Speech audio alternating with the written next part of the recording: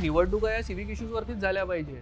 तुम्ही काय केलं, आम्ही काय केलं हे बोललंच गेलं पाहिजे. कारण सिव्हिक इश्यूज हँडल करण्यासाठी लोक तुम्हाला निवडून देतात. ज्या शहरांमध्ये खरं तर इतकी सजग माणसं आहेत, अशा ठिकाणी लोकांना त्यांना आवडणाऱ्या किंवा त्यांना योग्य वाटणाऱ्या उमेदवाराला मत द्यावंसं का वाटत नसेल? ही उदासीनता कुठून येत असेल?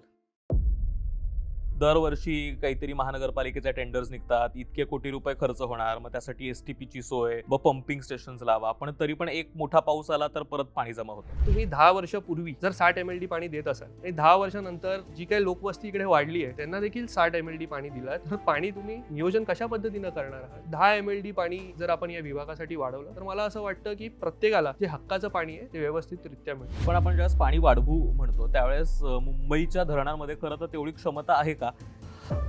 जेव्हा उच्च शिक्षित आणि तरुण राजकारणात येतात तेव्हा त्यांचा देखील राजकारणाकडे बघण्याचा दृष्टिकोन हा वेगळा असतो आणि जर ते बदल या राजकीय क्षेत्रात करू शकले तर नक्कीच चांगले दिवस या देशाला आणि महाराष्ट्राला पाहायला मिळतील. तुम्ही आता निवडणूक लढवताय, तुमच्या वॉर्डासाठी असेल किंवा मुंबईसाठी असेल, तुम्ही निवडून आल्यानंतर या 4 किंवा 5 गोष्टी तुम्हाला प्रायोरिटीने करायच्यात, अशा काही गोष्टी आहेत? सगळ्यात पहिला गोष्ट जी मला करायची आहे